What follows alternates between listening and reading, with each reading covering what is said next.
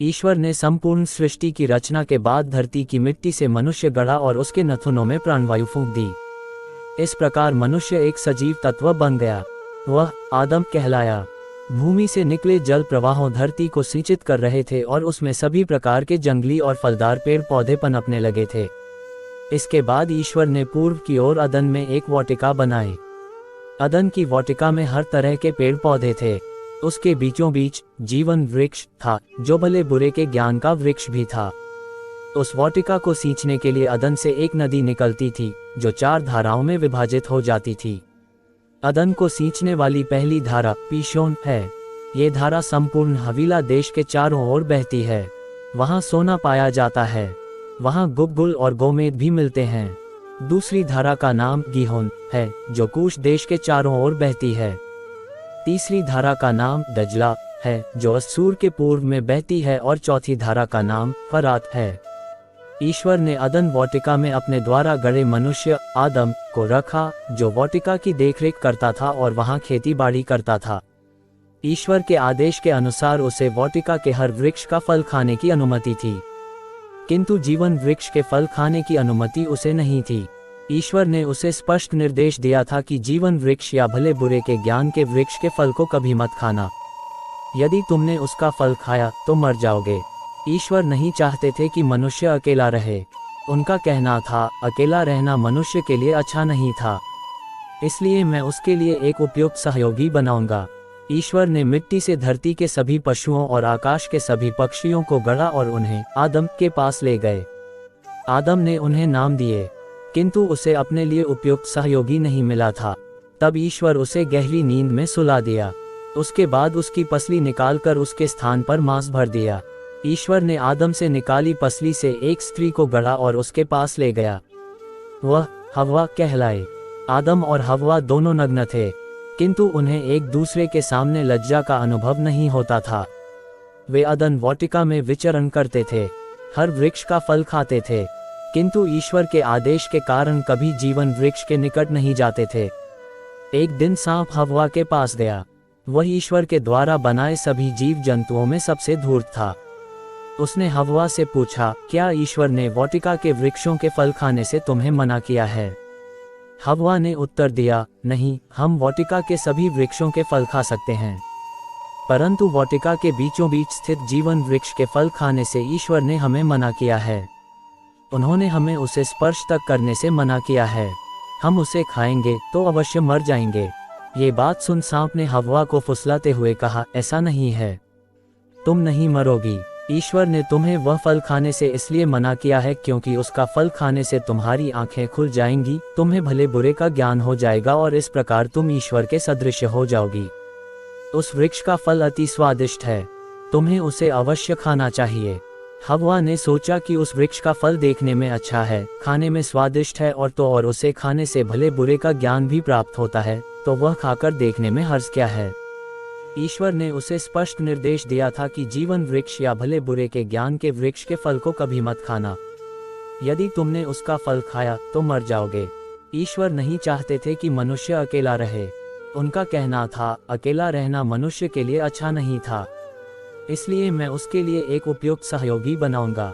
ईश्वर ने मिट्टी से धरती के सभी पशुओं और आकाश के सभी पक्षियों को गढ़ा और उन्हें आदम के पास ले गए।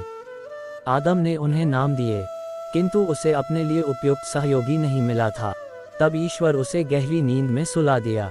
उसके बाद उसकी पसली निकालकर उसके स्थान पर मांस भर दिया। ईश्वर ने आदम से निकाली पसली से एक स्त्री को गढ़ा और उसके पास ले गया। वह हव्वा कहलाए। आदम और हव्वा दोनों नग्न थे, किंतु उन्हें एक दूसरे के सामने लज्जा का अनुभव नहीं होता था।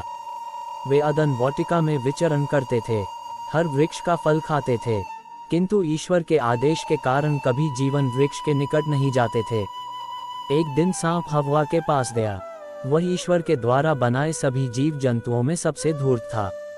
उसने हव्वा से पूछा, क्या ईश्वर ने वाटिका के वृक्षों के फल खाने से तुम्हें मना किया है? हव्वा ने उत्तर दिया, नहीं, हम वाटिका के सभी वृक्षों के फल खा सकते हैं, परंतु वाटिका के बीचों बीच स्थित जीवन वृक्ष के फल खाने से ईश्वर ने हमें मना किया है। उन्होंने हमें उसे स्पर्श तक करने से मना किया है। हम उसे खाएंगे तो अवश्य मर जाएंगे।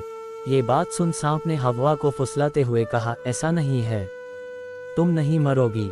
ईश्वर ने तुम्हें वह फल खाने से इसलिए मना किया है क्योंकि उसका फल खाने से तुम्हारी आंखें खुल जाएंगी, तुम्हें भले बुरे का ज्ञान हो जाएगा और इस प्रकार तुम ईश्वर के सदृश हो जाओगी। उस वृक्ष का फल अति स्वादिष्ट है, तुम्हें उसे अवश्य खाना चाहिए। हव्वा ने सोचा कि उस वृक्ष का फल देखने में अच्छा है, खाने में स्वादिष्ट है और उसे खाने से भले बुरे का ज्ञान भी प्राप्त होता है, तो वह खाकर देखने में हर्ज क्या है। उसने वह फल तोड़कर खा लिया और आदम को भी दिया। आदम ने भी फल खा लिया। फल खाते ही दोनों की आंखें खुल गई। उन्हें ज्ञान हुआ कि वे नग्न हैं।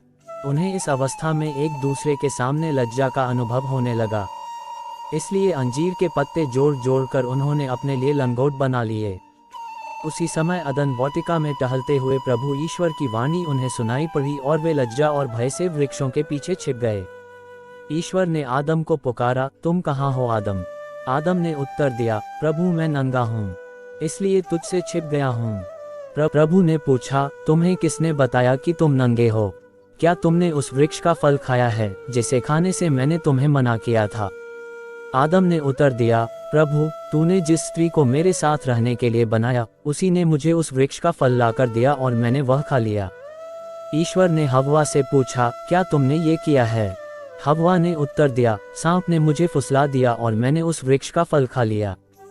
तब ईश्वर ने सांप से कहा, तूने ये किया है, इसलिए तू सभी घरेलू और जंगली जानवरों में शापित होगा। तू पेट के बल चलेगा और जीवन भर मिट्टी खाएगा। मैं तेरे और स्त्री के बीच, तेरे वंश और उसके वंश के बीच शत्रुता उत्पन्न करूंगा।